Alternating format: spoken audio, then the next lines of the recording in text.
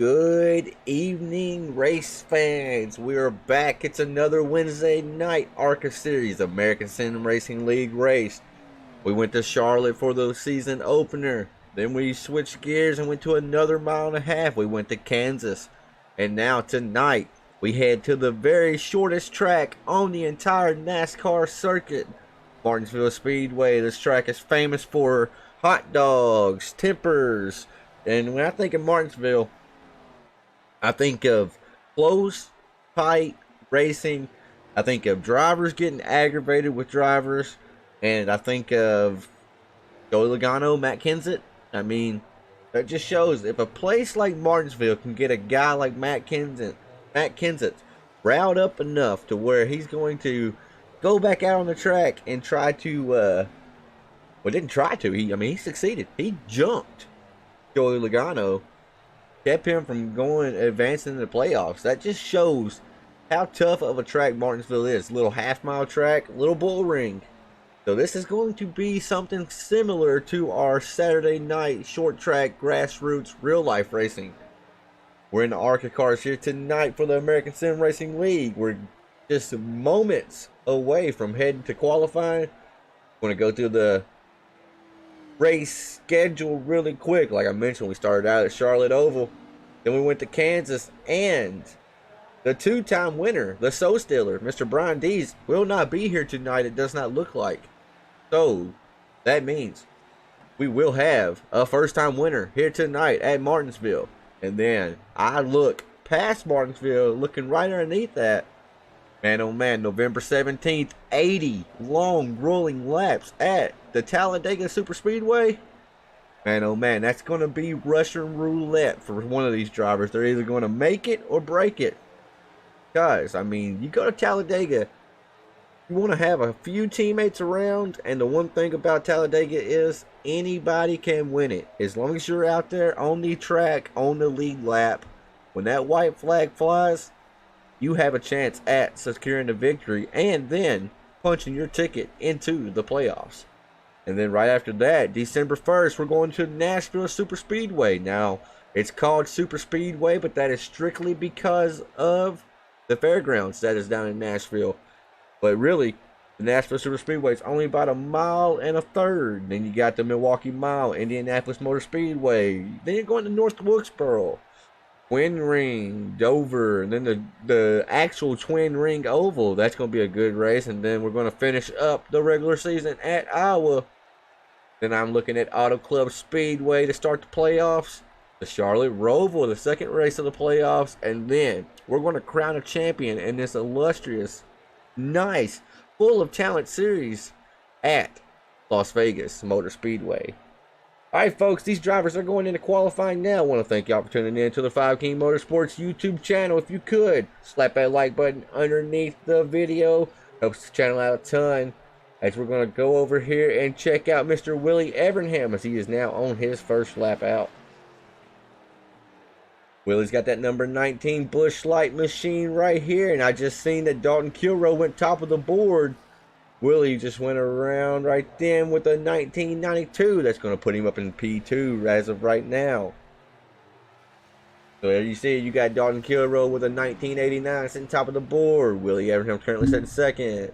Joshua Rutherford, Casey Campbell, Amanda Sherman, and Alan Castle are your top 6 that have went out and put down a lap.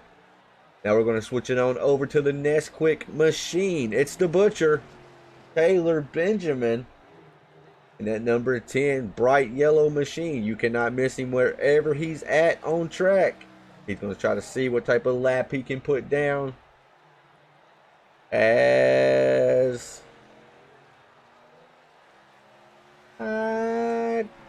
we'll go with this. Go with the one on top since it's kind of looking a little clunky on the side for whatever reason. I don't know why it does that through OBS. Putting two names over top of each other, but right now it's still Dalton Kilrow. He's top man on the board. The Butcher just went 500ths off of him. Let's see if Taylor can pick it up just a little bit. A half a tenth is all he needs to tie Dalton. As he's round out turn number 4, coming to the stripe here, the Butcher is not going to be able to do it. So as it stands right now, Dalton Kilrow is still the top dog. As John Perkins just finished up his Q lap, got the 88, the Chevy of Matthew Edens. Let's see what Mr. Matthews able to do. His first lap around with a 23.16. That time around, a little bit slower that time around. So, as we just seen Joshua Sexton jump up to P5 on the board, the action's going to be fast here tonight, folks. It's going to be hard to keep up with everything. Only one man in the booth calling a track like Martinsville. That's a really hard task, but we're up for the challenge. As Joshua Sexton just went to P5 on the board with a 1997.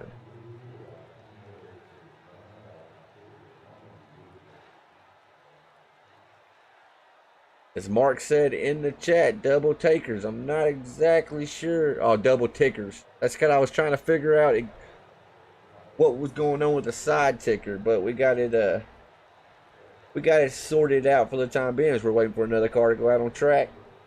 As Matthew Edens is actually going back out on the track. His first lap did not get counted, I saw. But I thought his second lap did. Maybe it was his second lap didn't get counted, so he's going to try to come out and try again. We're actually going to switch over to Corey, the Shermanator, right now as he's on his out lap. Going to come around for, let's see, Corey just went, oh, that is his out lap. So this is going to be his first lap around as he's running out of turn number 2. And that number 3 throwback to the Dale Earnhardt machine, the Wrangler car back in the day. Got Savage Edge on the side of that car. That's Savage Edge Apparel. Check them out on Facebook. As Corey Sherman just went P4 on the board with a 1991.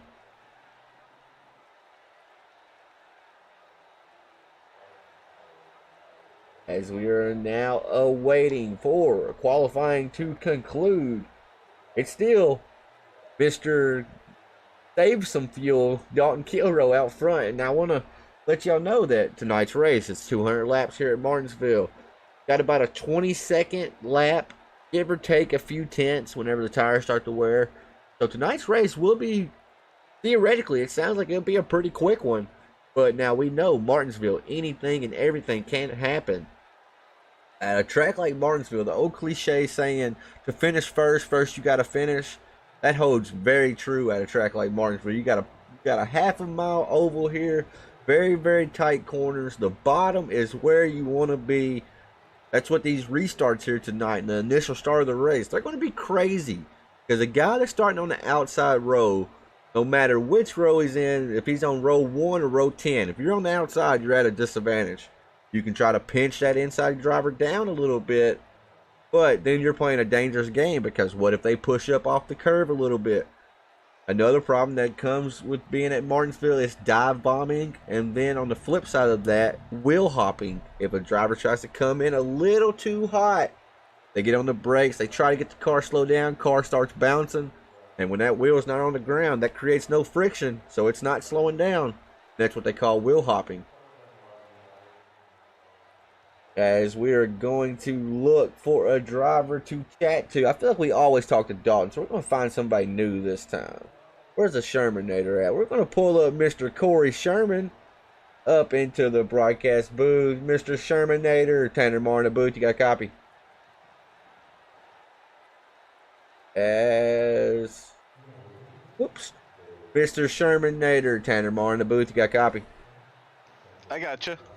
So, Corey, I just seen you went to P4 on the board. It does not look like anybody else is electing to go out there and qualify. So you proved you got decent short run speed there. What's it going to take to get that number 3 out front when this 200 lap race here tonight is finished? I guess try to survive it. You know, short tracks are always fun. You know, I said a while ago, I was like, it's really cliche to say it, but track like Martinsville, to finish first you got to finish. Give us a little glimpse into the strategy you think you're going to try to pull out here tonight. Oh, like I said, just try to survive it. Try to stay up front. You know, don't get involved in anything in the back or anything. But there's not a lot of people out tonight, so I think we might get spread out and get some nice green flag laps in. Well, maybe so, maybe so. Corey, we'll be calling the action here tonight. I want to wish you luck, and maybe we'll be talking to you at the end, buddy. I hope so. Thanks a lot. Alrighty, folks. That was TNA Motorsports driver there. My little boy is screaming bloody murder in the room next to us. I think his TV may have went off.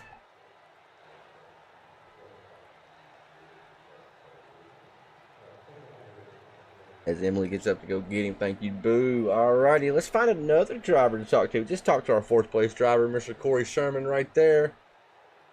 Let's see, who do we got? Let's pull up Mr. John Perkins.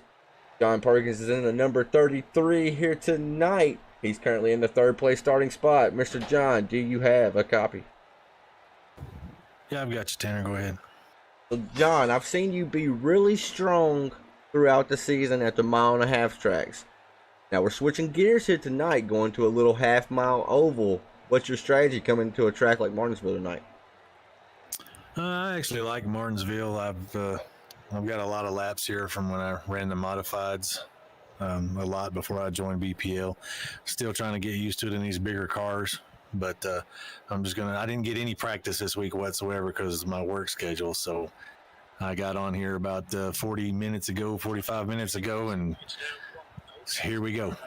That's always fun, flying blind, especially at these short tracks. John, I know you said you didn't practice very much, but you got in here and turned a few laps. Let the folks know at home, what's the setup feeling like for y'all tonight? I didn't get to test it at all. Well, as always, Mark did pretty good. I mean, it does actually feel, to me, really good. As long as you don't ride the brake too long, you got to carry the speed through the center of the corner. If you don't ride the brake too long, it won't push up, and as soon as you feel it start rotating, you're able to start getting back into the throttle. So Mark did a really good job on this car this week. So you got two other teammates from Speed Mafia racing with you tonight. What's it going to take to put a Speed Mafia car in victory lane? Man, just try to keep it clean, keep all the damage off of it. I mean, that they have a lot of wrecks at these little short tracks. So hopefully I'm the only one that didn't get very much practice. Let me put it that way. I hear you right there, Mr. Perkins. He's in the number 33 here tonight. Good luck to you, John, and we'll be calling action. Maybe talking to you at the end, buddy. Thanks, Tanner. Y'all be careful. Alrighty, folks. It's almost time. We got about 5 seconds left before these drivers hit the grid. Want to thank y'all for tuning in one more time to the American Sim Racing League over on the 5 King Motorsports YouTube channel. If you could, you see that thumbs up button, slap that button. It helps out a ton. Now it's time to go into the starting grid. Starting inside row number 1, it's the pole man here tonight, Mr. Dalton Kilroe with a 799. Outside row number 1 is Taylor the Butcher Benjamin. And then second row, it's the guys we just spoke to. You got John Perkins from Speed Mafia. He's going to be rolling off in P3 with Corey Sherman, P4 to his outside. Then you look in the 5th place spot. It's Mr. Willie Evernham in the number 19. Joshua Sexton representing 5 Kings Motorsports. He's going to be firing off to the outside of Mr. Evernham. In the 7th place spot, we're going to have Mr. Joshua Rutherford representing Work in Progress Racing, number 64. He's going to be starting in the 7th place. Casey Campbell, another Speed Mafia guy. That's a teammate too, Mr. John Perkins. Casey's going to be firing off in the 8th place spot. Rick Thompson's 9th. Corey Rutherford's 10th.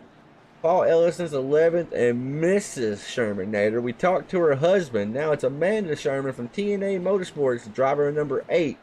She's going to be firing off in the 12th place spot. Then Alan Castle's 13th. Matthew Eaton's 14th. Philip Van Fleet's 15th. And Frank Barbary is playing shotgun to the field. Alrighty, folks. Pace car's going to make one more lap around this small but famous short track. It's Martinsville. Thank y'all for tuning in. I am excited as these drivers. There's going to be a lot of strategies tonight. Do you want to just push? If you're a guy like Dalton, Taylor, John Perkins, Corey Sherman, if you're out front, there's 14 cars out here. So you know without a shadow of doubt, you are going to get in lap traffic at some point tonight. If you have a green flag run 20 laps or more, you will have to contend with lap traffic. How do you mitigate that lap traffic? That's up to you. But you got to do your best. As I see it, we had some carnage in the back right then. Not exactly sure what was going on. Alrighty, field's going to be in the hands of Barney Fife Jr., our flagman tonight. First starts on green. After that, it's in the leader's hands. Who's going to have the advantage as they go into turn one? We're Martinsville tonight, folks. 200 big laps as they are now green flag racing. As that inside lane is the place to be here at Martinsville. You see the 41 gets a great launch off, but Taylor, I thought he was going to perform a crossover move right now. It's all the 41 out front. And now remember, folks, that 41 was last season's champion. He won, I'm pretty sure, 9 races last season. 9 races. Is that not insane? And then he looks poised to have a good night here tonight if he can keep it going how it is right now. But that 10 car is right there on his bumper, not letting the 41 get too far away from him.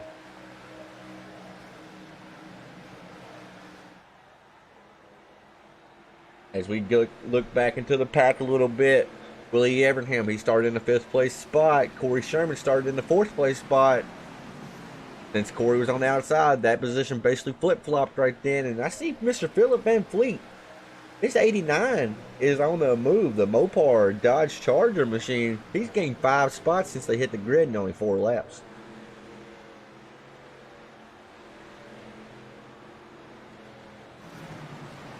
As you see, the most of the field will get single file here because, like I mentioned, you got to be on the bottom to be able to make passes, be fast. If you're not on the bottom, you're just going to be a sitting duck. So these drivers have done a good job just single filing out right now. Top 3, Dalton Kilroe, the Butcher, Taylor is in 2nd with Mr. John Perkins from Speed Mafia rounding out our top 3.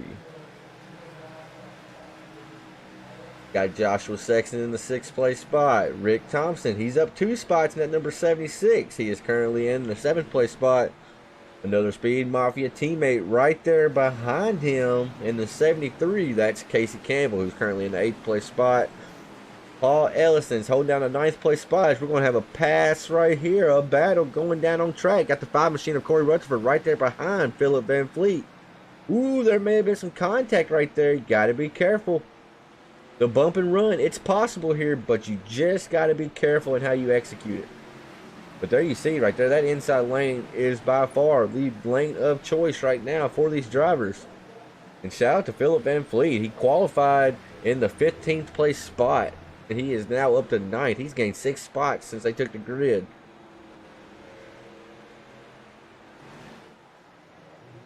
As our 2 leaders have kind of checked out over 3rd place. Dalton Kilroe, Taylor the Butcher Benjamin. Not a whole lot of time in between them drivers. But if you look back, that 33 of John Perkins is almost a full second behind them. That 33 may be looking to save his equipment. That 41 and 10 are looking to try to increase the gap any way they can. They just don't look like that 41 can shake the 10 car of the Butcher just yet.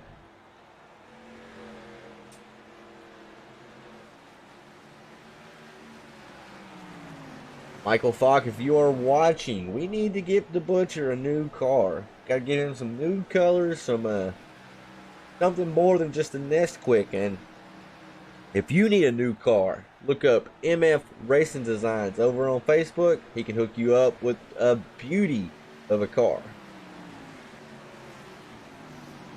As we're going to go on board with Taylor the Butcher to see how he's attacking the track and trying to pressure the 41 car of Dalton Kilroe to make a mistake. Now these 2 are teammates, so I don't think they will rough each other up too much, but there's still rivalries when you're in a team. I mean, when I'm out there racing, I want to beat everybody, of course, but beating my teammates is that much sweeter. So I look for these 2 to kind of race as the 10 car got into the wall a little bit right there. Got to be careful doing that. You can tell Mr. Mark Arthur, the setup Jedi. A lot of these guys are very good set. They don't look really loose, but they don't look tight either. Like the car is just neutral. It just goes down in the corner and turns good. At Martinsville, you kind of want a set that's a little bit on the looser side, but not too loose because you don't want to be wrecking every time you get on the throttle. So this set looks like it's turning perfectly for the drivers right now.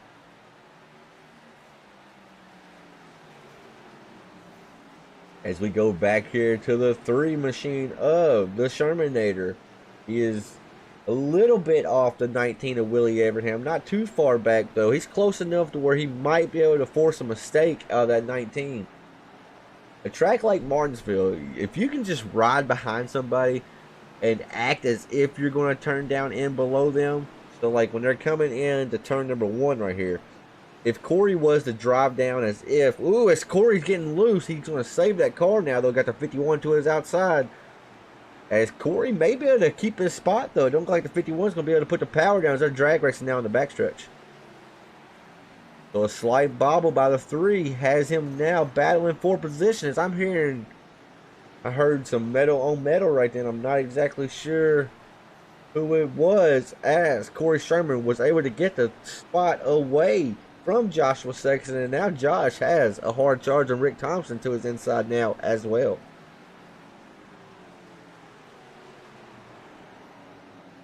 The 51 just basically gave it up right then. He knew he could not beat that 76 on the outside right there. Just kind of lived to fight another day. Now the 76 is going to set his eyes on the 3 of Corey Sherman. And I want to see if anybody has damage. I heard people, it sounded like just straight metal on metal. But I'm trying to see here. Everybody looks fairly clean. I'm not exactly sure. Good looking car for Amanda Sherman. Got the Savage Edge Lion on the front. The really good looking replica paint scheme right there. Thrown back to the Budweiser Dale Jr. days. As we head back out front, it's still Mr. Kilrow out front, but Taylor the Butcher Benjamin still cannot be shook off. He is right there in the tracks of the 41.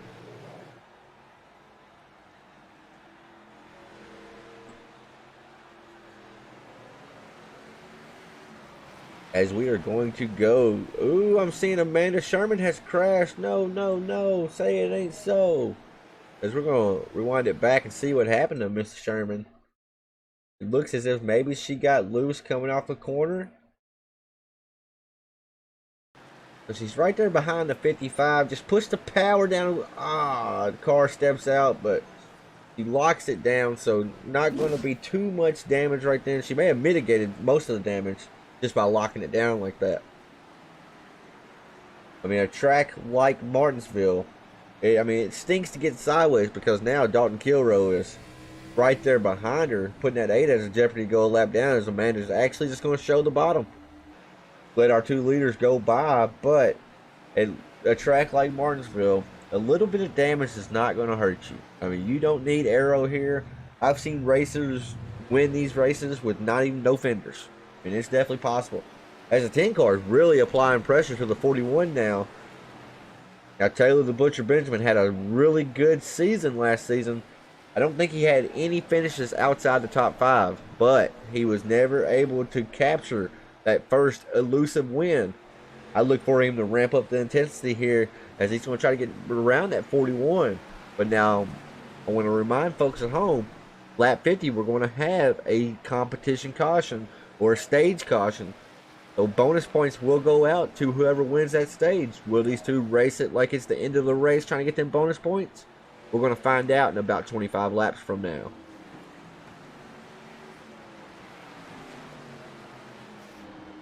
And you see the 10 car looks to be a little bit faster than Dalton right now. But just being a little bit faster is not what you need. You got to be quite a bit faster. And even still, you got to want that driver and force that driver in front of you to finally make a costly mistake. And then once that mistake happens, then you can turn underneath them and then try to get around them. Or, I mean, the 41, if the 10 car is faster right now, the 41 may just be trying to save equipment. There's only 2 sets of tires in the pits. They get 3 total sets in this race. And they can go about 75 laps on a fuel run here. So fuel will not come into the equation with this first 50 lap stint. But since there's only 3 sets of tires in the pits, you're going to want to stretch out this first set as long as you can. That way, to give yourself the tire advantage late into the race, you want the freshest tires possible. as the laps start to wind down, as we're now on lap number 30 as they come out of turn number 4 and cross the stripe. This time it's still all Mr. Kilrow and the Butcher out in front.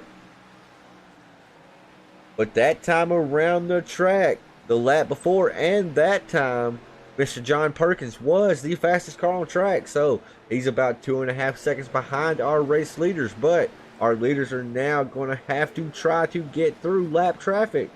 So this will slow down the 41 to 10 as they come up on lap traffic of the 88 of Matthew Edens.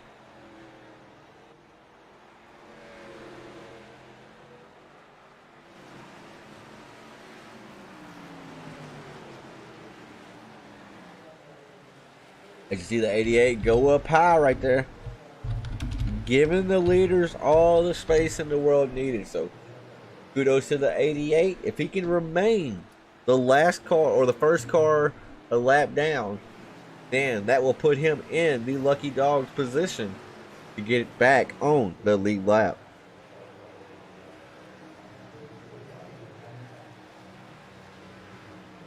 As now it looks like the 41 has kind of gotten away from the 10 a little bit, and I say that and then the 10 comes right back into the picture. But I want to go back here to Mr. John Perkins, as Mr. Perkins is a man on the move right now. He put up a 2062, but that time around Dalton Kilrow with a 2060. So it looks like Dalton Kilrow and Taylor the Butcher Benjamin, they're still a little bit faster, as the Butcher may have just gotten to the wall a little bit right there.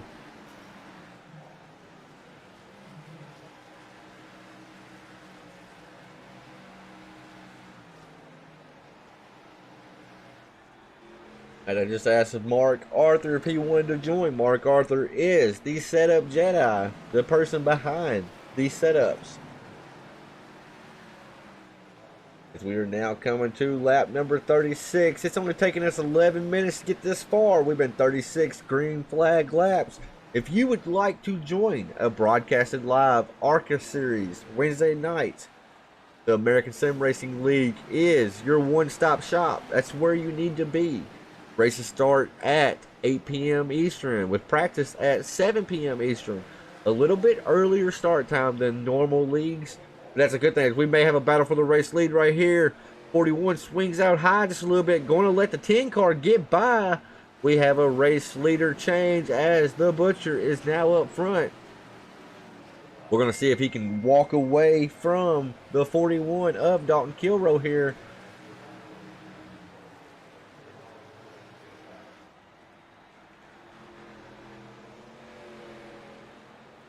As, I mean, they are pretty close on pace right here. And now I'm seeing more lap traffic. I'm telling you folks, I knew if there was a green flag run, they would definitely have to contend with serious lap traffic here. As the 10 car got a comfortable gap over Dalton Kilrow that time around. So the Butcher's looking really strong here tonight as he's underneath the 55 lap traffic. And then he has a Rutherford brother, Joshua Rutherford to be exact, out his windshield now as he's now on lap number 40. And he is just hauling the mail right now.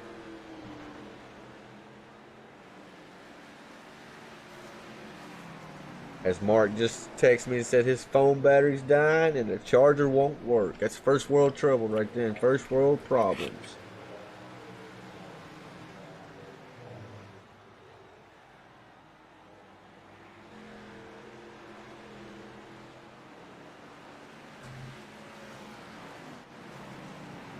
As Rick Thompson has his eyes set on fellow Speed Mafia teammate John Perkins in the 33. Rick Thompson is now up to the 4th place spot. So if he can just keep this track position for when the caution comes out at lap 50, he may have something for these leaders. Because that time around, the 76 car was the fastest car on the entire track. Remember, they're racing for the top 5 spot for the lap 50 stage break. Right now, it's currently occupied by the 51 of Joshua Sexton. As Joshua Sexton goes really high right there. It looks like he's kind of missing the marks a little bit.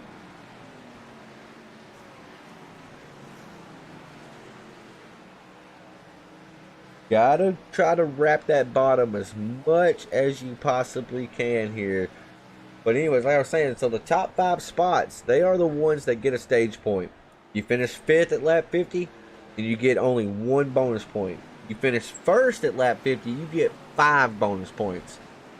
And now 5 points does not sound like a lot until you put it into the fact that when they get added up throughout the season, I mean, you can have 50 extra bonus points right there just from stage points.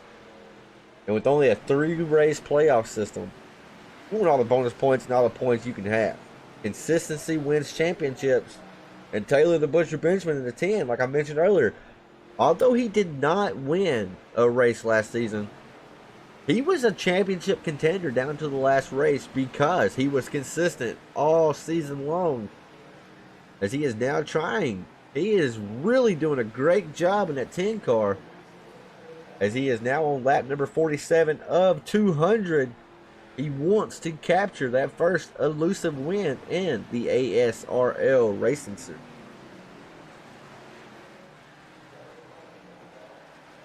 He rounds out of turn number 4 for lap number 48.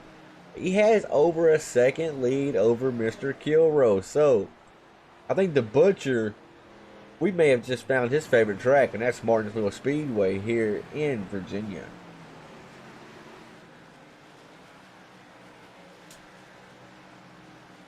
As the gap is showing to kind of increase. I mean, it's actually quite impressive to see somebody get in front of Dalton after Dalton had such an impressive season. But not only get in front of him, but drive away from him. As now the gap starting to subside a little bit, but still not a lot. As now John Perkins is also catching our top 2. So Perkins was definitely saving his equipment. And now the 76 of Rick Thompson catching him may have made Perkins start pushing a little bit harder. As they are now on lap number 50, our stage winner will be Taylor the Butcher Benjamin. If there is a stage caution, there should be at lap 50. We're waiting to see if it's going to be thrown or not. As we're still waiting. And we're still waiting. Maybe no stage caution tonight, folks. As we are now on lap number 52, I don't know why there's not a stage caution. Oh well, we'll keep going. Lap number 52 now on the board. It's still the Butcher out front. They may have changed it and put it to lap 100 for the stage caution, but I don't think so.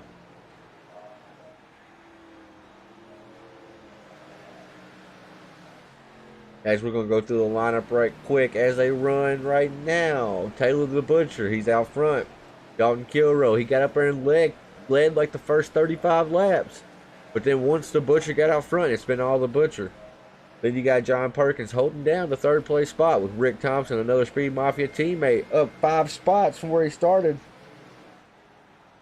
He's up to P4. Willie Evernham, and at number 19, Bush Light Machine. He started in 5th, and he's riding in 5th with Corey Sherman. Corey Sherman's lost 2 spots when he gridded. He started in the 4th place spot. He's currently running in P6. And then Joshua Sexton in the 51 is right there, getting closer to the 3 car. Looks like he may be cooking it a little bit more, driving in there a little bit deeper. Joshua Sexton's in the 7th place spot with Corey Rutherford from Work in Progress Racing. He's in the 8th place spot. Philip Van Fleet's up 6 spots when he gridded. He's in 9th. And Casey Campbell, the other Speed Mafia guy, he is in the 10th place spot as Joshua Rutherford's in 11th. Paul Ellison's in 12th. Matthew Eden's in 13th. Amanda Sherman's in 14th. We saw her get a little bit of trouble earlier. Had a little bit of a spin. She lost some track position because of it and is now shown at least a lap down. She's in 14th with Alan Castle electing to park his machine. Now, Mark, I thought you said it was lap 75. I've always known it to be lap 50. I didn't know if they were going to change it or not. Maybe it is lap 75. for tonight. But the last 2 weeks it's been lap 50 as they're now coming to lap number 59 as Mr. Van Fleet has went a lap down. So our leaders have lapped up to P9. Corey Rutherford, he's going into turn 3 as Taylor the Butcher's coming out of turn 2. So if the caution does fall at lap 75, Corey might be in trouble. He might go a lap down unless he's just been saving enough tire to kind of push here towards the end part of the stage if there is one.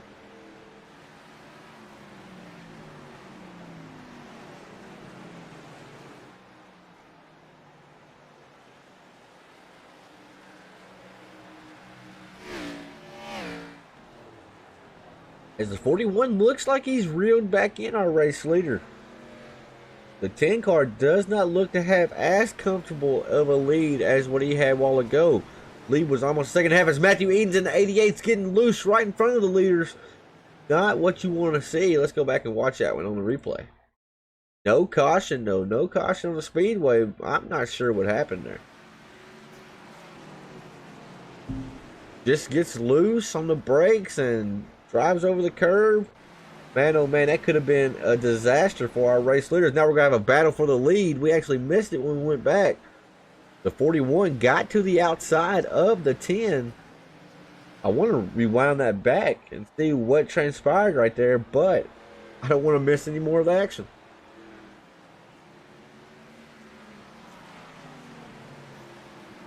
As we're going to do it, we're going to see what happened. We're going to go back and see the... Oh, the 10 car got into the wall right here, folks. Whenever Matthew Edens did almost wreck in front of him. So I think Dalton went high to give the 10 car the spot back. I have a feeling the 10 of Butcher was raging right then. As yes, indeed, the 10 car 41 just goes high, lets him by. Wow. Wow, wow, wow. That was kind of crazy as we're now on lap number 65, folks. It's still the 10 out front. Dalton Kidrow's in the second place spot. Mr. Perkins is in the third place spot, trying to get around a teammate of Casey Campbell right there in front of him. And then I see Mr. Rick Thompson. He is about a 2-second gap between him and third place. Rick was one of the fastest cars on the track, but it looks as if his times have kind of plateaued now. He's running about the same lap times as everybody else. A couple hundred slower as that time around. Dalton Kilroe was the fastest guy on the track. As we're going to go cockpit cam with Dalton. We went on board with Taylor earlier. It didn't look like they were having to turn the wheel a lot or anything. He's still not turning it that much.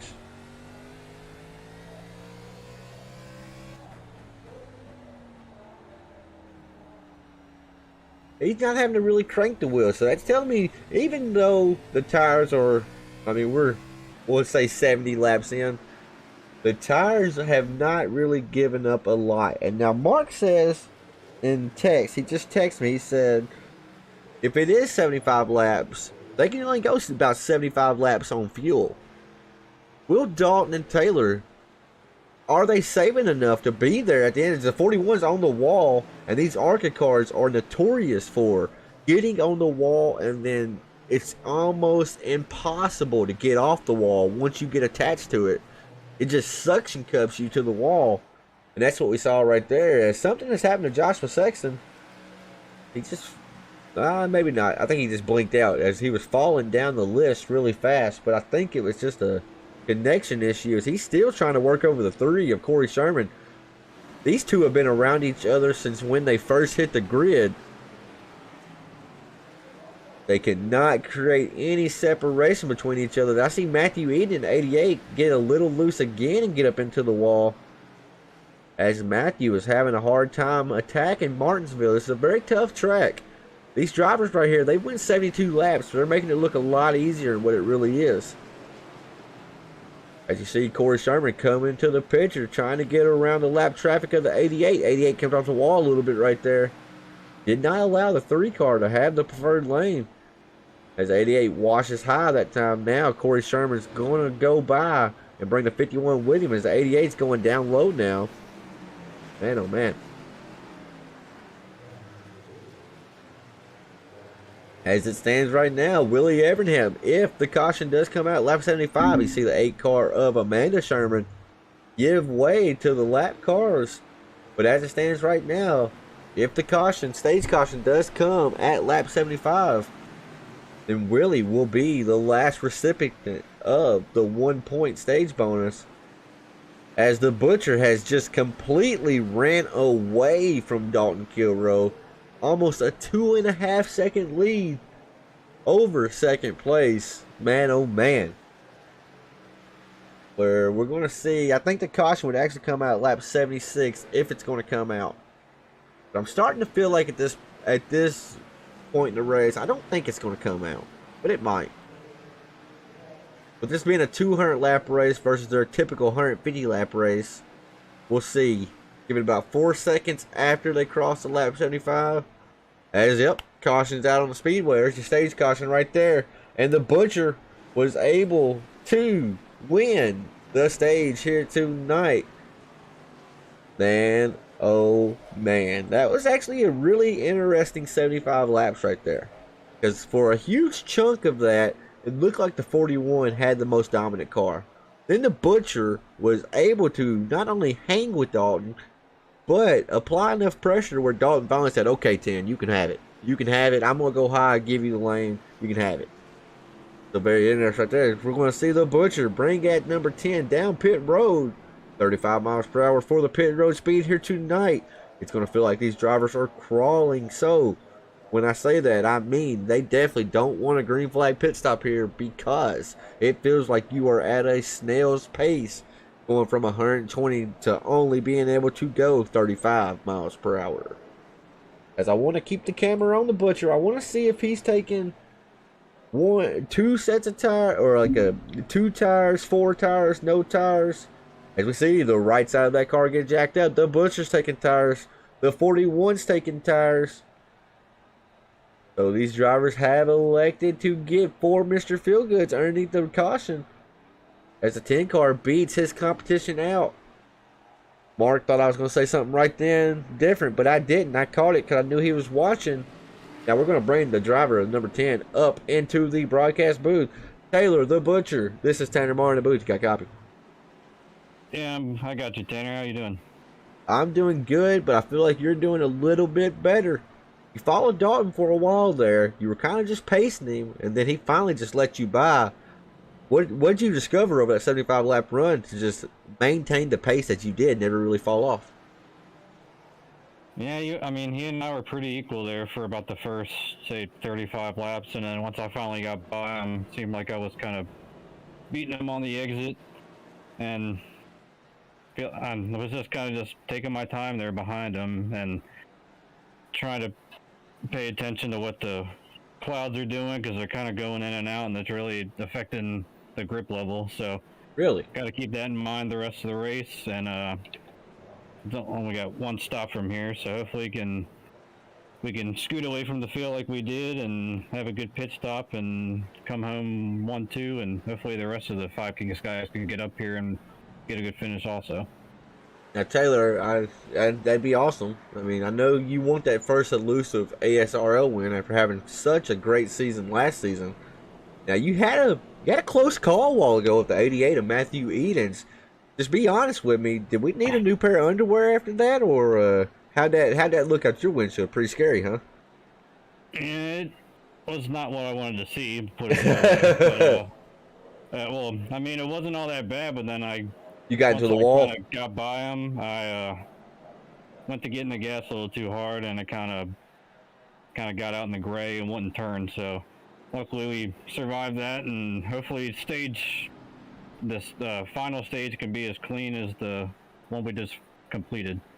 Right on. That's the Butcher. He's out front trying to capture that first win. Good luck to you. Thanks. Alrighty, folks, as I feel it's going to be in the hands of the number 10 of the Butcher. We just had a word with him right then. He's probably going to get a great jump now. Is the 3 car of Corey Sherman going to be able to contend with the 41?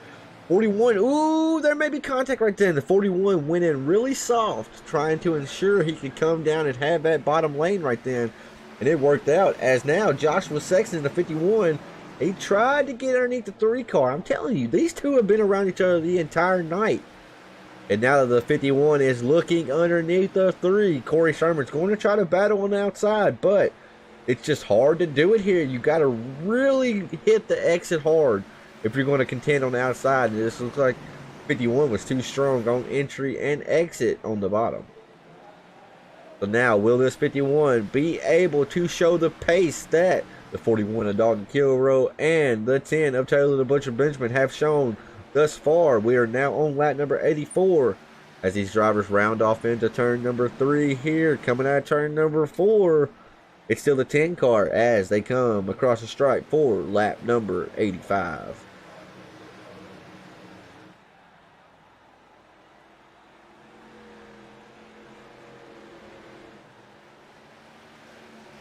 As the field has now single filed out, the top 3, Taylor the Butcher Benjamin, Dalton Kilrow, Joshua Sexton. And then in 4th place, it's the Shermanator, Corey. Then in 5th, you got Speed Mafia's own 33 of John Perkins. And then Willie Evernham in the number 19. He's running the 6th place spot right there behind the 33. Going to try to force a mistake out of Mr. Perkins. But I've raced many laps with Mr. Perkins, and mistakes come few and far between.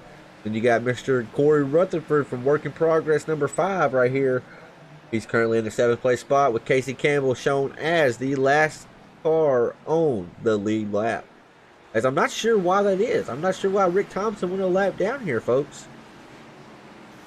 As Casey Campbell is actually blinking a little bit. He's actually gone right now. I click on him. He's nowhere to be found. Oh, I'm seeing that he crashed. Wait a second. Let's go back and see what happened here.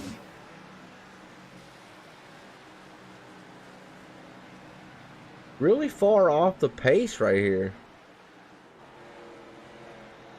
I'm not. Oh, there's just something happening connection-wise with the 73 of Casey Campbell. It's a tough break right there. As now, the Butcher's starting to blink a little bit too. Could be something going on with the iRacing servers right now. It's something to keep mindful. And now, the Butcher hit on a really good point. He said, as these clouds start to change, as the clouds and the sky move and all that, it creates different shade spots on the track. And I mean, the Butcher said it's really affecting how these cars are handling. Sometimes they have grip, other times the grip level is non-existent. So that's a story to watch as we are slowly but surely coming to the halfway point of tonight's race. It's been 91 green flag laps. As the 73 of Casey Campbell just went a lap down. Tough break for him. And I'm still not sure what happened with the 76 of Rick Thompson. Let me pull up his side ticker real quick. Rick Thompson is 1 lap down. I'm not exactly sure what happened with the 76. If there ever is another caution, we will dial him up and have a word with him. As something happened right then, obviously. Maybe he didn't make it on fuel, because fuel was really, really tight.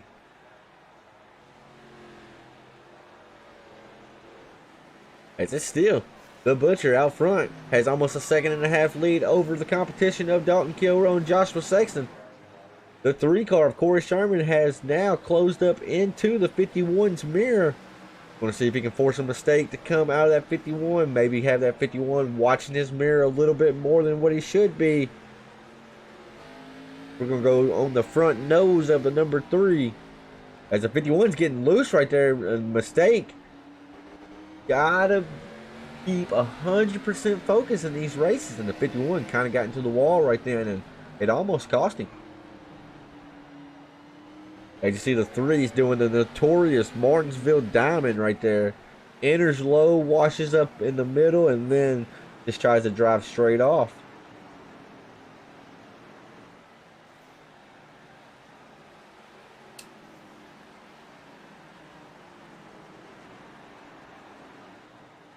Alrighty, folks, I know Mark's going to laugh at me because we haven't got it set up yet. We will have it set up by this weekend to where we do a crank it up. I don't have to go through and do all this behind the scenes stuff. But being that I'm a one-man show this week, I'm going to have us go to our BAM racing videos. Crank it up. I want to thank y'all for tuning in. I want you to turn your headsets up, crank them up loud. Headset users, please beware. It is now time for the crank it up of the night.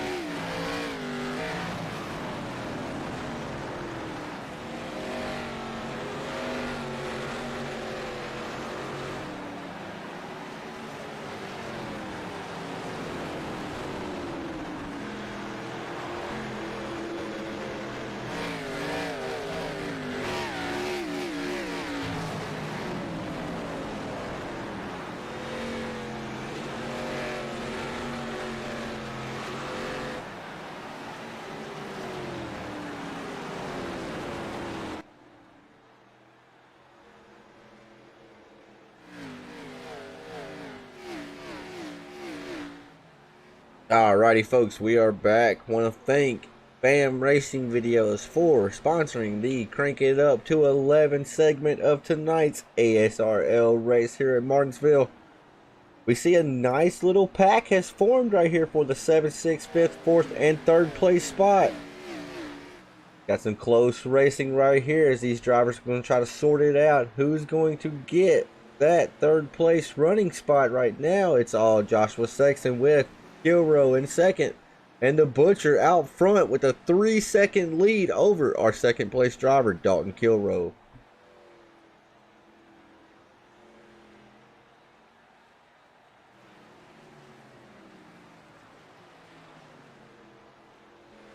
As I'm seeing right now, Corey Rutherford is the last car on the lead lap. He's currently running in the 7th place spot.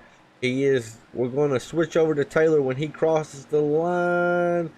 Corey's at the line as Taylor's coming out of turn 2, so he's not at risk to go a lap down right now. That time around, it was none other than Joshua Sexton put up the fastest lap that time with a 20.47 lap. He's going to need to get a little bit faster though to shrinking the gap to the 2nd place runner of Dalton Kilrow, as I see lap traffic to number 88 Matthew Edens out in front of the number 51. And I'm seeing actually the 88 may have crashed. Let's go back and see if we can see what happened with the 88. Oh, almost deja vu from earlier. I can't believe that car went around. I can't believe he didn't save that right there. He must have just didn't have no type of grip right there. As now Joshua Sexton to the inside of the 88.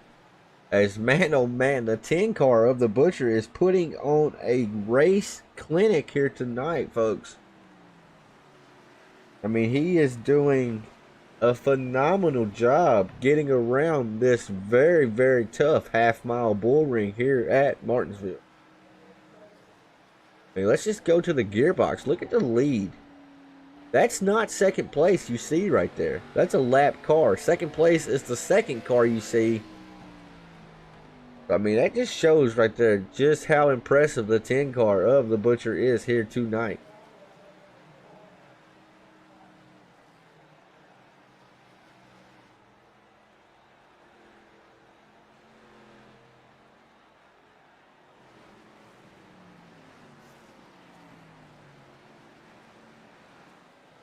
Now, we heard the Butcher mention that no matter what, there was another stop they had to take in order to make it to the end on fuel. They could go about 75, 76, 77 laps on a tank of fuel here. So at some point around lap 150, 155, between that range, they are going to have to come down pit road for some no-go racing fuel. So they will need pit service. Will that be under green flag conditions? That could be a make or break situation for some of the drivers out here. You gotta be careful and not make a mental mistake, meaning you don't want to speed getting on or getting off pit road. Gotta be careful, as we're about 30 laps out from when these boys are scheduled to make a green flag stop.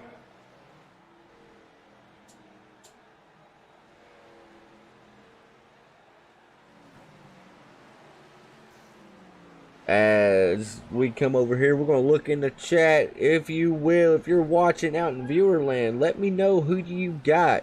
You had to place money on a driver right now. Who would it be?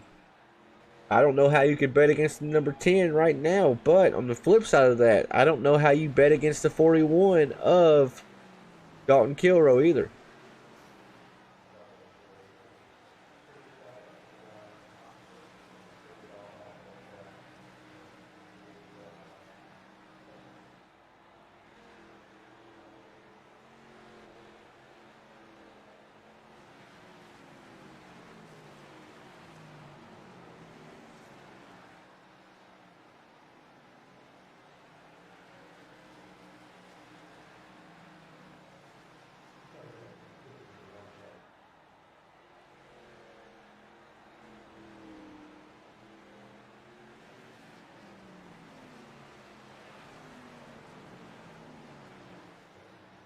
As I was just looking at the chat right there, it's still all the Butcher out front. And I mean, out front comfortably. I mean, it's not even really up for debate right now to say anybody else. But like I mentioned, if the green flag stops do come in to play, that can change everything. Like we saw last week, Jamie Walker in the 388 car. He was the most dominant car last week at Kansas. And then had a late race mental error, had a speeding penalty on pit road. It ended all chances at a race win that night. And I mean, he pretty much had it sealed up. He had it signed, sealed, just waiting to be delivered. And then that late race speeding penalty caught him and cost him. Will that happen with the 10 car here as they are now coming to lap number 129 as the 10 car is looking to put the Joshua Rutherford brother another lap down on the board.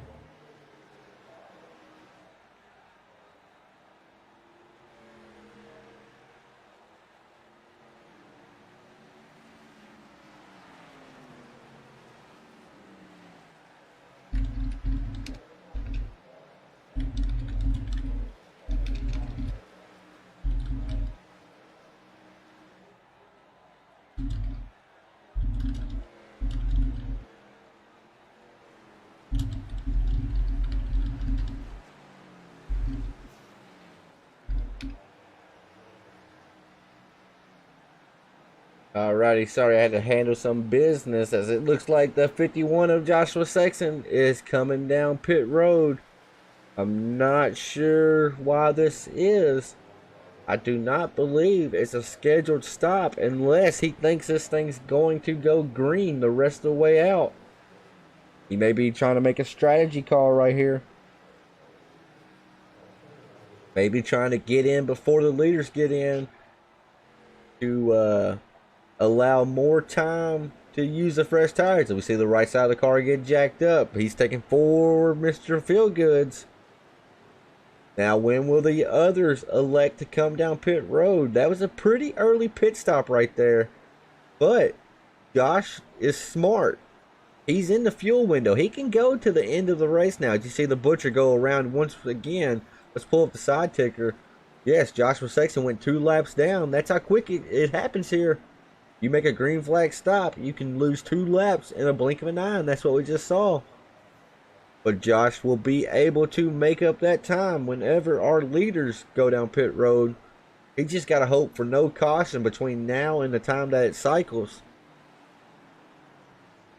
As it looks like Dalton Kiro may be closing in a little bit on the 10 of the Butcher. But I just do not know if he's closing in fast enough.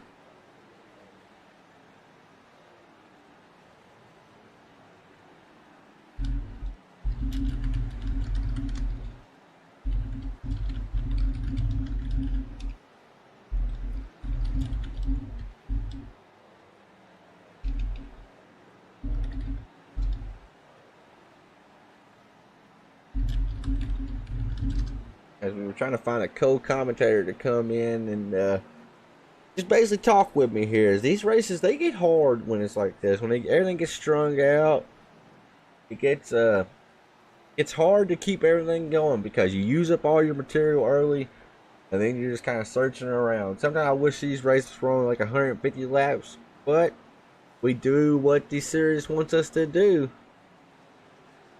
So we're going to see what we can do here, as that's what the number 10 of Dalton Kilroy is trying to do. Trying to see what he can do here, and man, oh man, he's doing a fantastic job.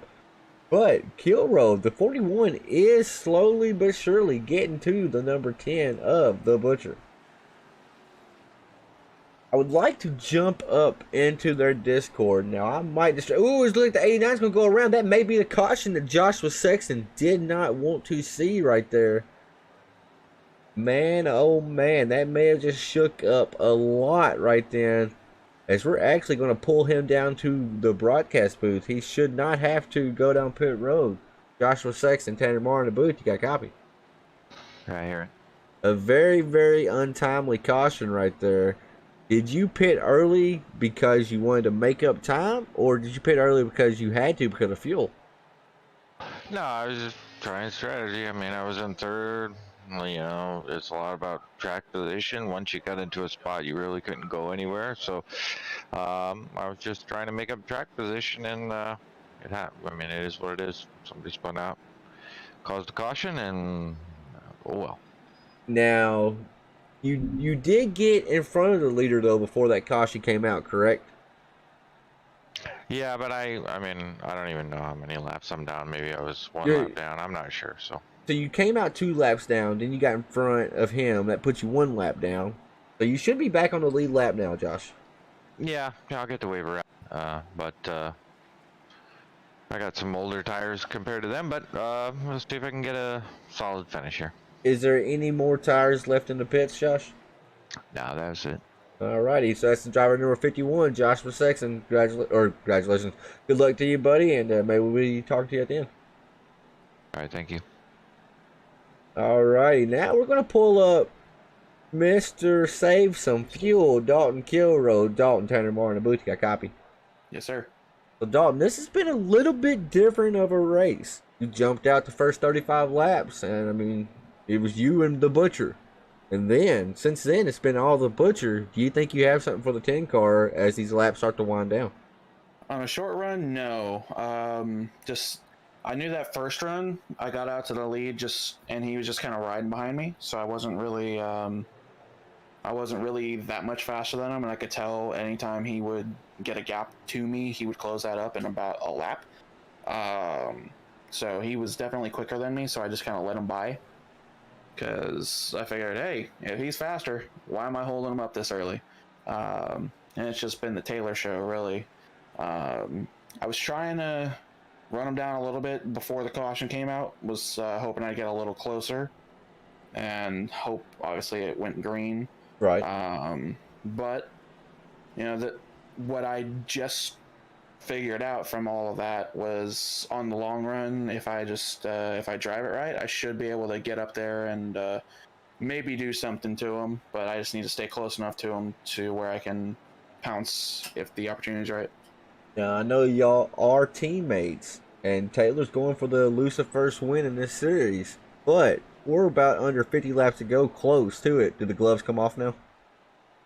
We'll see. We'll see. That's Dalton Kilroe, driver number 41. His lights are off on the pace car. Good luck, buddy. Thank you. Alrighty, folks, we got a new leader out front. The 33 of John Perkins is playing a little bit of a strategy call here. You may be looking for a late race caution to come in with the freshest tires if the late race caution does happen to come, as the green flag is out and the 5 car spins its wheels a little bit right then. 33 is on old rubber. Is he going to be able to hold off the 10, even though the 10's on the outside, been the fastest car of the night? It does not look like it, and that put Dalton in a bad spot right there. If he was basically in a box, he had nowhere to go. Had the 3 car to his outside, had the 33 right there in front of him. And now the 41 is going to look underneath the 33, but it's allowed the 10 of Taylor the Butcher Benjamin to get a little bit of a comfortable lead over Dalton. And now Dalton just told us he did not think he could match Taylor on the short run. He thought maybe on the long run he can kind of reel the 10 car back in as the laps start to go. But there's only 55 laps left in the race now, so it's go time now. I would treat this as if it's a short run and just start pushing. Don't let that 10 car get too far out ahead of you, because if he does, he's just going to ride as the Butcher just put up his best lap of the race. Last 2 times by, he went with a 1992. That time around, he went with a 1986. So our front 2 drivers actually just matched each other. They both went with a 1986, and that is both drivers' fastest laps of the race. So that tells me it is definitely go time now. As we got to give an update to Mr. Joshua Sexton. He's on a little bit older tires than the rest of the field. He was going to play a gamble. Well, he did do a gamble. He tried to gamble it a little bit, make a pit call to see if he could possibly beat them guys out with strategy. But the untimely caution fell and it hurt him. But he still worked his way up now to P5. Got Willie Evernham in the number 19. He's sitting in 4th right there in front of him. Now, since Sexton did take the wave around right then, that forces him to line up at the tail end of the field. So that's a heartbreak for him because he lost a lot of track position. He had to line up behind all the lap down cars. So that's why you see such a big gap between 5th and 4th place right now. As we are now 50 laps to go around this 22nd bull ring here, folks. That time around, Dalton Kilrow was a little bit faster than our race leader. As we're going to go back into the cockpit of the 41. As he's driving it in there really deep now. So I don't think he's really caring about the long run now. I think he's going to try to mitigate whatever pace the 10 car has in the short run better than him. He's going to try to be right there with him and not let that 10 car get too far out ahead of him. As it's looking like right now, Dalton's a little bit better on entry, but with Taylor bringing it in a little bit slower on entry, it's allowing him to have a really good exit. And although Dalton does make that 10 car get a little bit bigger out the windshield on entry, Taylor starts to stretch it out a tiny bit on exit. Ooh, Dalton got loose right then. Luckily for him, he kept it off the wall. No harm, no foul.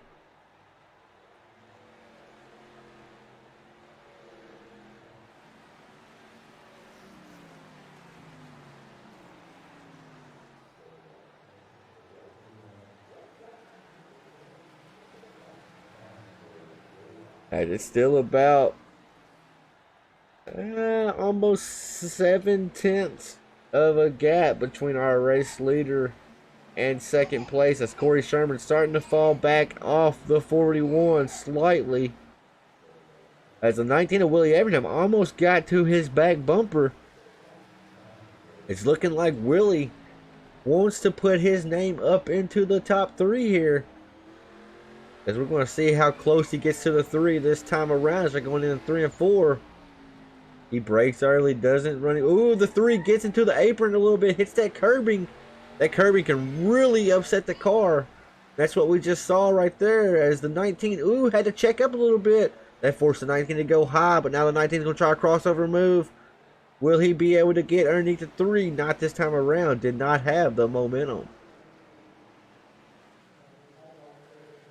So the battles are definitely heating up. And I'm not even sure who's in. Oh, Jason Raymond. He's going to come join me to call the rest of this race. Thank you, Jesus. Jason Raymond, you are in the 5 King Network booth. You got a copy? Yeah, I got you. You're like a savior. You just came through like a glimmer of hope. So you've missed most of this race though. We got 40 laps to go. The Butcher's been the dominant car tonight in this 10 Nesquik machine. Got Dalton Kilrow second, Corey Sherman in third. I'll let you take it from here. All right, let me get this pulled up in here. I'm having some issues on my end, but we're gonna make do with what we got as we see Willie Everingham and Corey Sherman battling it out for the 3rd and 4th position coming out of turn 2. Looks like Willie got a little bit loose there.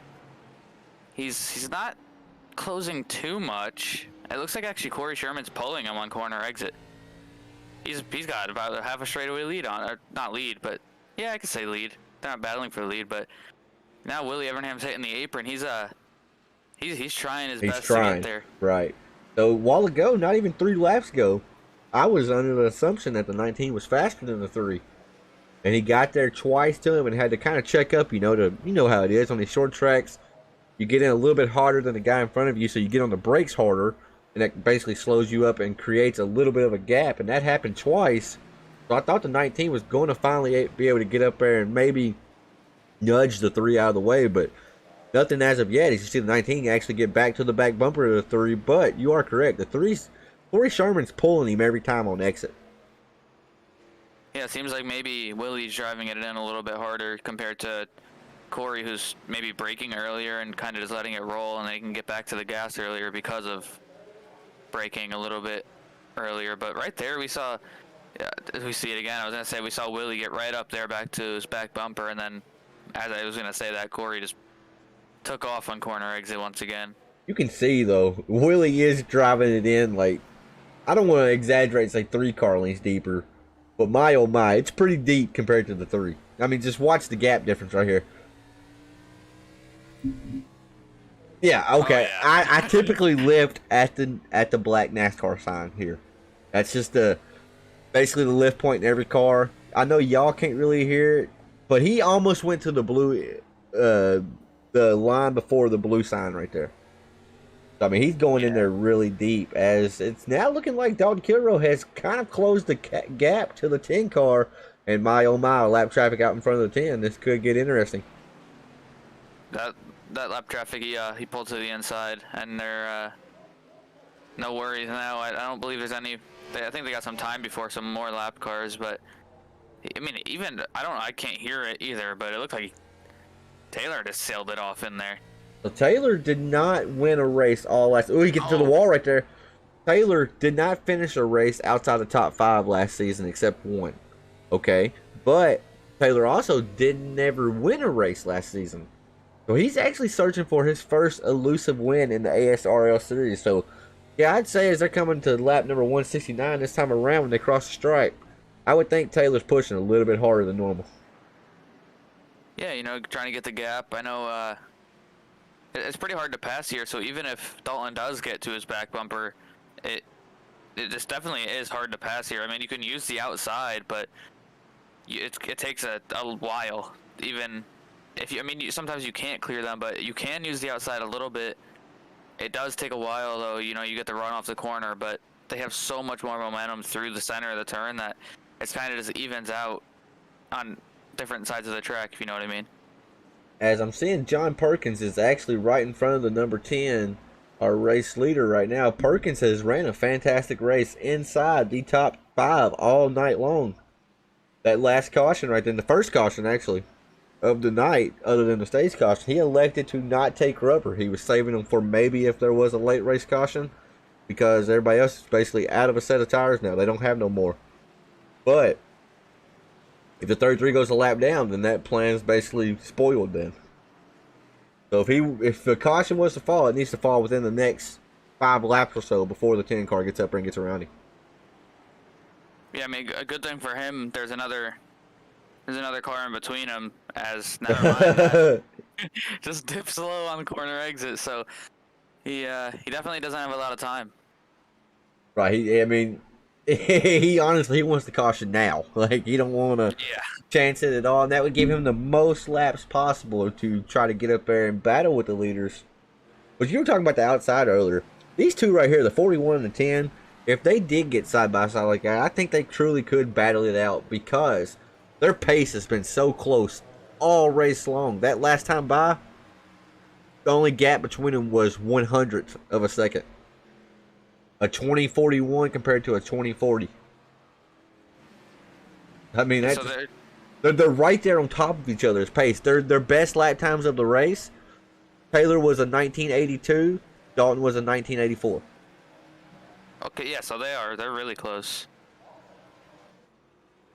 But now Taylor's just been faster on the short runs, whereas Dalton has been a little bit quicker on the long runs. And now we're getting kind of in the long run territory. I mean, 50 laps in Martinsville, that's hard to really classify that a long run when they've already done a 75 lap stint. But I think it's going to start benefiting Dalton. Dalton said in his interview, he said, I'm just going to try to keep Taylor within striking distance and maybe be there towards the end. And I asked him, I said, with Taylor not being able to capture a win in this series yet, and he is your teammate, how do you race him late in the race? Do the gloves come off? And his exact answer was, we will see. So that means yes, the gloves are coming off. That sounds like the gloves have already been placed to the side. What it sounded like to me, because he sounded like he was smiling when he said it. Yeah, I actually was in the stream. I was watching at that point. You've been in here that long? No, I turned it on for like 3 seconds. I was like, you've been here that long and you haven't said anything? Nah, personally, even though they are a teammate, we always say you get to 10 to go and the gloves come off, but I mean, I don't, even with it going for his first win, I'd still want to win too, you know what I mean? Like, absolutely. I feel for him trying to go for his first win, because I was in that position. No, I ain't feeling for him. I'm going for the win. Mean, I was in that position though, and We all have been. We all need that first league win, you know, but we all want that second, third, fourth, fifth, sixth, seventh, eighth, ninth, 10th league win as well. We're racers. That's why we do it. As I'm just seeing now, Willie Evernham got to the inside of number 3, moved the Evernham up into the top 3 as a 3 car is actually fighting on the outside. But that outside lane, as the tires start to wear, you just can't do nothing here on the outside of Martinsville. You can be a nuisance for about a lap. And then after that, I mean, the inside lane pretty much is able to set sail. I mean, obviously, if you're gonna pinch them down and hold them down, they can't throttle up on corner exit. Right. It's gonna keep you on along the outside more. But as we see, Corey Sherman got a great run right there through center and exit, and he's back to the inside of Willie Evernham. Oh, never mind. Did you see that Volvo under braking right then? It looked like maybe the started to lock him up. I'm looking at the 19 car. I'm not sure when it was, but we were talking about Bush. And he said it's got Bush, you know. He was here last week. That was it, wasn't it? Wasn't it I don't think so. Or was it Thursday night we said it was Bush? No, it was last week because Mark was in here with us, and we kept saying Bush. He heard the call, and he had to deliver. Although Willie is a part of 5 King Motorsports, and he has NOS on the back of his car. Shaking my head.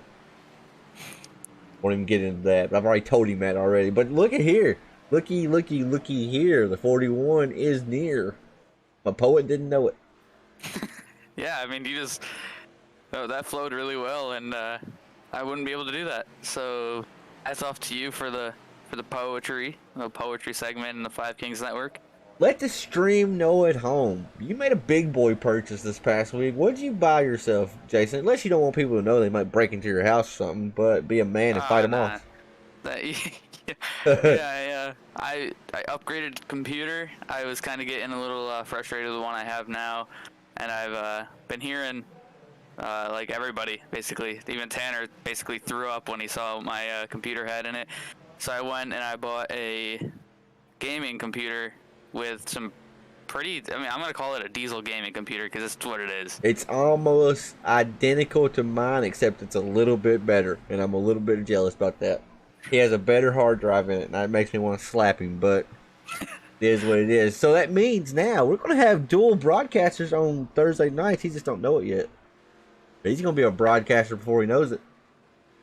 But in all seriousness, he will start streaming over on the 5 King Motorsports YouTube channel. And while you're here, if you like what you see, hit that subscribe button. It helps out a ton as we are on the road to 100. There's seeing some lap traffic up ahead. Once again, these guys are, I gotta say, these guys are awesome for like lap traffic. Usually some people are kind of a nuisance. These guys are just, you know, recognizing the leaders are coming up rather quickly, and they're just kind of moving out of the way. They don't want to interrupt the battle. You are exactly right. As I was hoping, and this is gonna sound bad because I'm not rooting for or against Taylor or Dalton. I just want to see a good race. So I was kind of hoping maybe lap traffic played up. Ooh, 41 gets to the wall a little bit. But I was hoping lap traffic would kind of just slow the 10 down enough to make it a race. Because right now the 10, he's comfortable. I mean, he may not be as comfortable as what he wants to be, but he's comfortable. And that time around, the 10 went with a 20.51 compared to Dalton's 20.53. So he's 200s faster still. And now 100s don't sound like a lot, but it's a lot already when you already have a half a second lead as is. Yeah, I mean, and if it's consistently 210, or what was it? What did you say it was 210s? 200s. 2000s. 200s. Man, I'm all confused. I mean, if you're consistently 200s faster than the guy behind you, over time, that's just gonna, I mean, the gap's just gonna keep growing and growing if you're just consistently faster. Which, I mean, obviously, that's how time works. I just saw the chat, or like our group chat for the team. Shout out to Jason Day. It looks like his pedals broke. So that's a heartbreaker. Why is that a shout out? That's not really a shout out, but you know what I meant. Yeah, that's definitely unfortunate. I just saw that as well. I saw it pop up. I didn't really think to look at it. As we see the gap, I think, as I was saying, as Dalton hit the little curb right there, the gap is kind of starting to grow slowly and surely. Slowly but surely getting there, but I mean, it's starting to grow, yes. I was saying that Dalton was getting there. I was sending a text message, not really paying attention.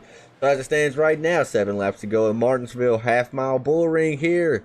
It's all the Butcher out front. Then in second place, we have Dalton Kilroe.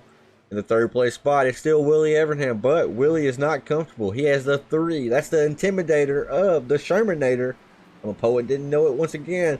Right there behind him. Will the 3 put the bumper to him? I think he might, because he looked like he was going to right then. Yeah, that was close, but I mean, 6 laps. It's still, in my opinion, a little early to put the bumper to someone, because then that car could come back and retaliate. Right.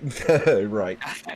I don't want to get into depth on what could happen here, but I would, if I was Corey, I'd kind of just hang out. I mean, you could see he's faster on exit, so if he could get a good run down the straightaway, and just maybe even just look to the inside, it could make Willie kind of scary, right? Yeah, maybe like make him overdrive the corner looking in the mirror.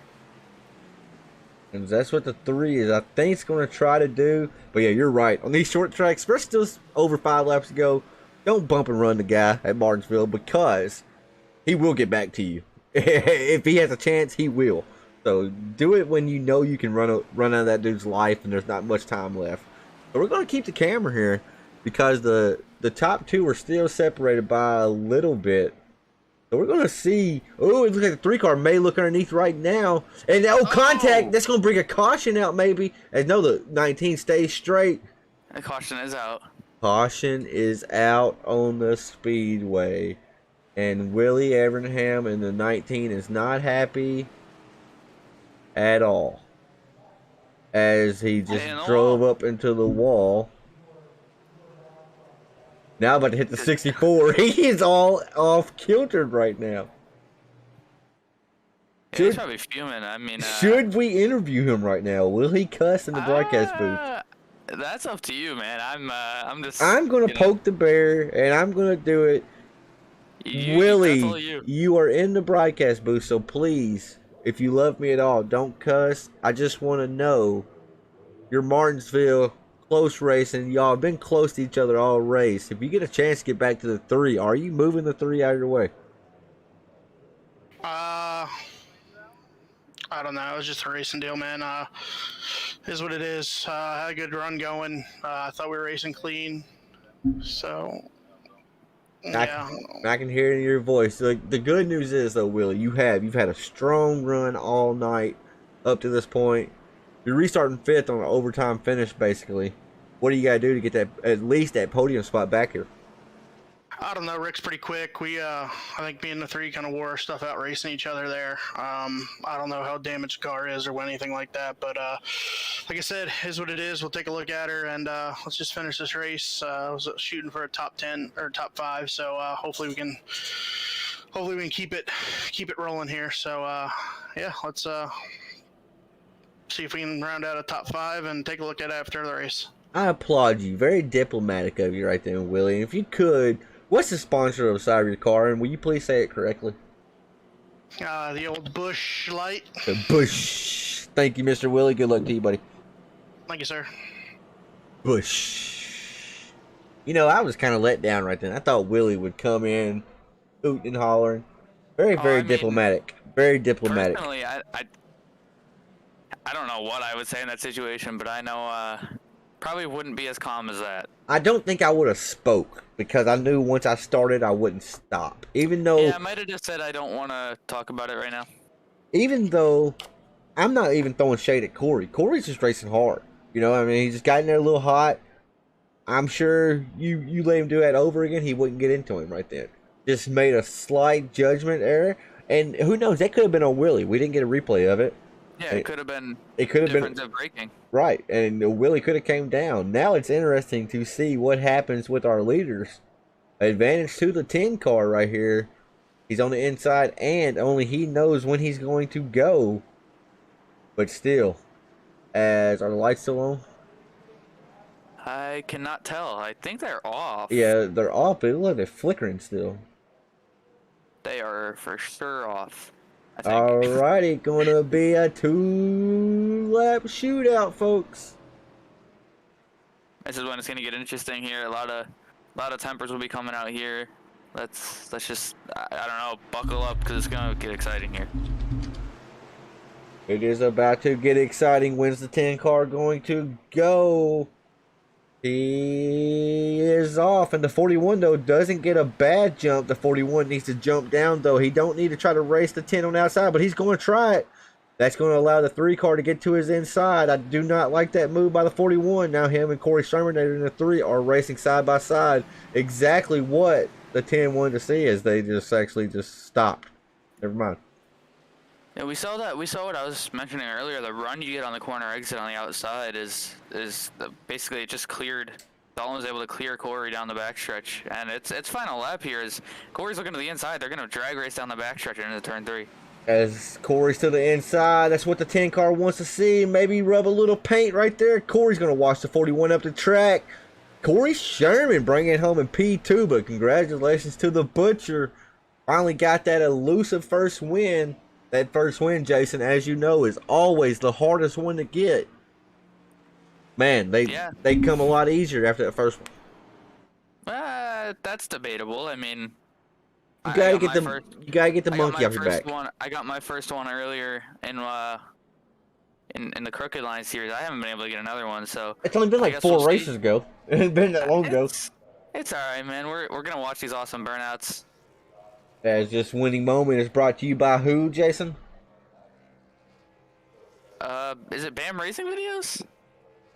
I don't know, man. I forgot our sponsors. Shaking my head. I'm gonna say is you was right. BAM Racing Videos. You was right, but you just sounded confused right there. But yes, sir.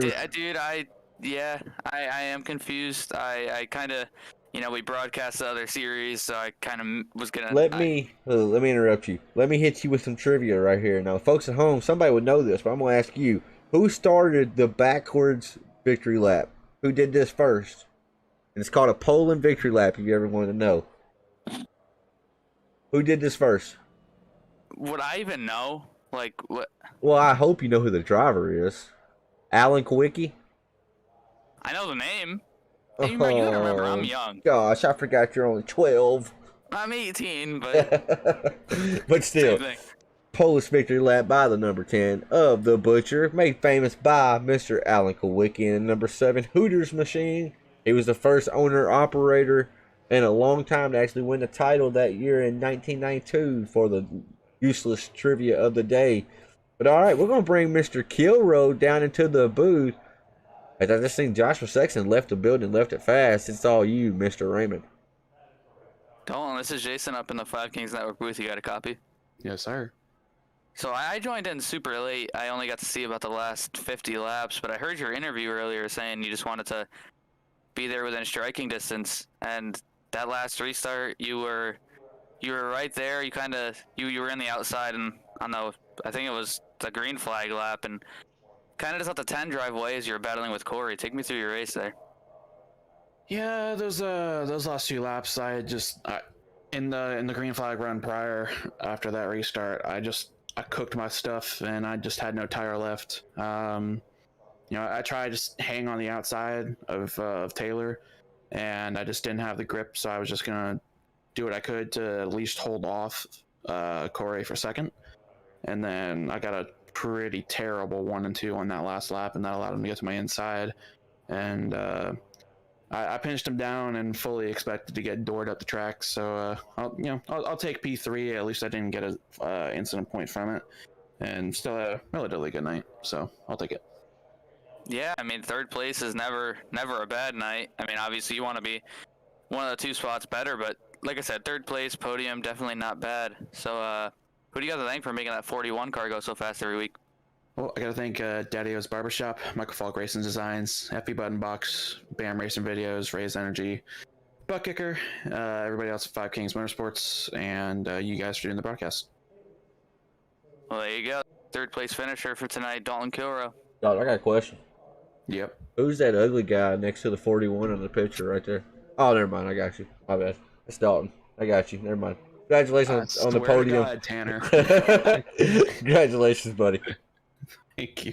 All right, now we gotta find Mr. Shermanator. Where's he at? I think he really thought I was asking him a real question right then too for a second. That's what made that hilarious. I did too. I'm not gonna lie. All right, you got Mr. Shermanator up in the booth now, Mr. Raymond. Corey, this is Jason up in the Five Kings Network booth. You got a copy? I got you guys.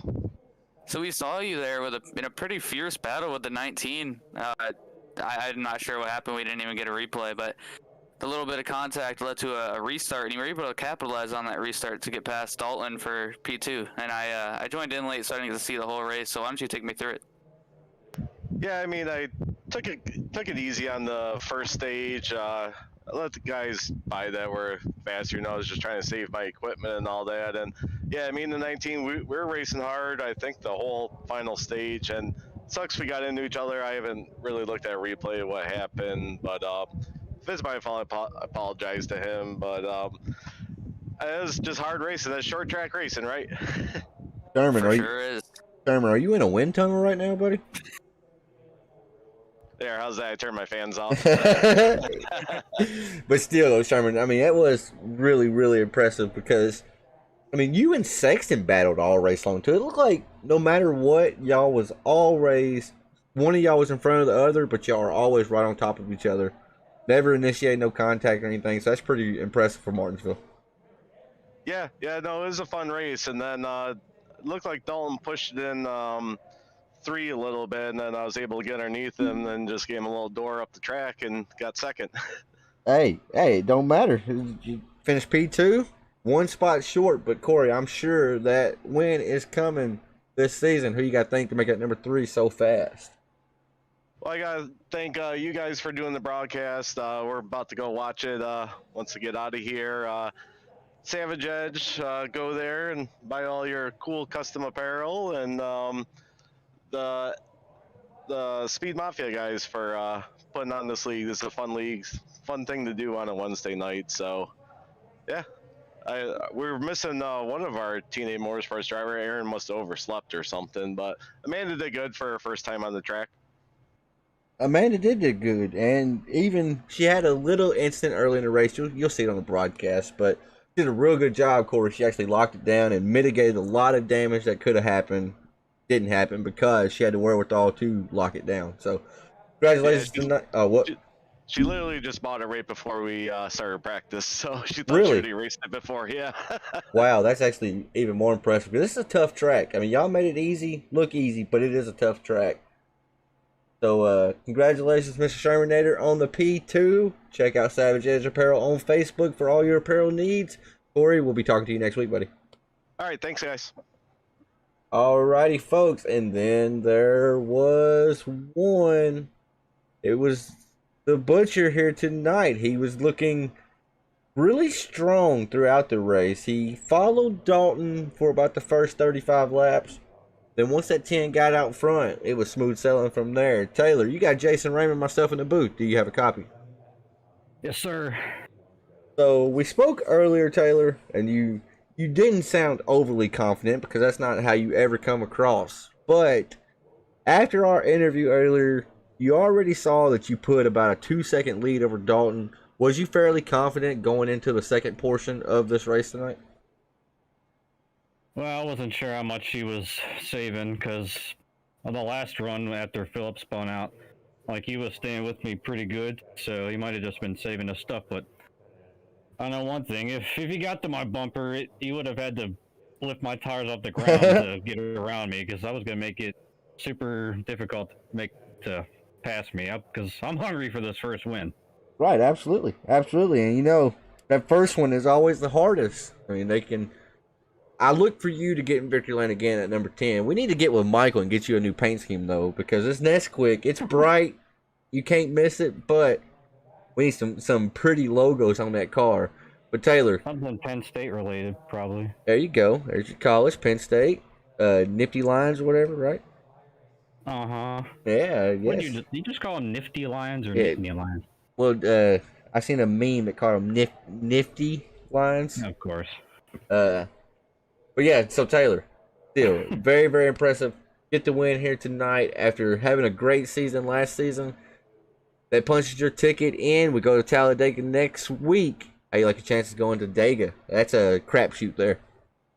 Yeah, you're not kidding. And after what happened Sunday with my connection problems, I need a little redemption there. But kind of, it's going to be a typical super speedway race, I would imagine.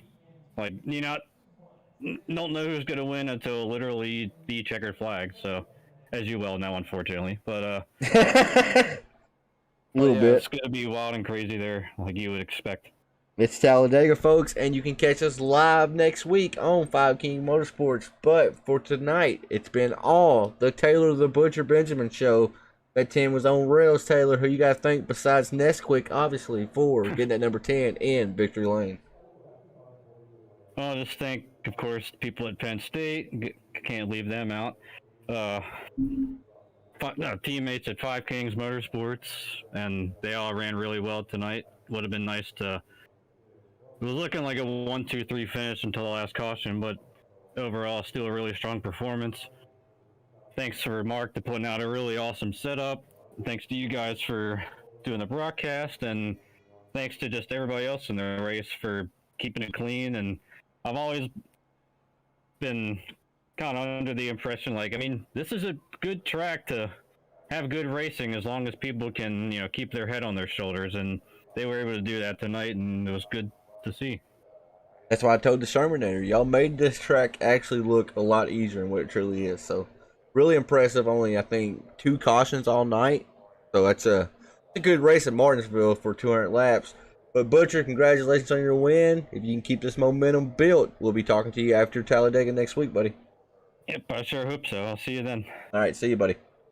All right, folks, that is it for tonight. It's been Martinsville. It's been a grueling 200 laps. Was joined late by Jason Raymond in the booth. Jason, any final thoughts before we close up shop here tonight at Martinsville Speedway? I don't know, man. Like I said, I didn't get to watch most of the race, but from what I saw, it was very clean and pretty. I'm gonna say spread out. Am I correct? It was a spread out mainly. Yeah, you had different clusters, really, different groups, basically throughout the field. Yeah, I mean, well, anytime you go to Martinsville, it's gonna be exciting and definitely a hard track. But like you said, they made it look pretty easy, and definitely is not an easy track to get around. So, hats off to the guys that came out here to run tonight. Yes, sir. As you see, we're gonna go through the top 10 before we close up shop here tonight. You heard from the top 3, Taylor the Butcher, Corey Sherman, and Dalton Kilrow. That's your top 3. Willie Abraham, Rick Thompson, they round out our top 5. Joshua Sexton finishing 6. Corey Rutherford, P7. John Perkins in 8th. Joshua Rutherford, it's the battle of the Rutherford brothers. Corey got the better end of the stick. Joshua Rutherford finishing 9th. And Paul Ellison finishing 10th. And shout out to Amanda Sherman in the number 8 TNA Motorsports machine. Just bought the track right before practice. Coming up 1 spot short from a top 10. That's a pretty impressive night at Martinsville, folks. Want to thank y'all for tuning in. Slap that like button if you haven't already. Hit that subscribe button. We are on the road to 100 subscribers. We're really close to 90. As I see Mark said Polish victory lap. Done got it. Done told him. Hee, I win. Thank y'all for tuning in though, folks. We're going to close up shop. Thank you, Raymond, for coming in. Until next time, we'll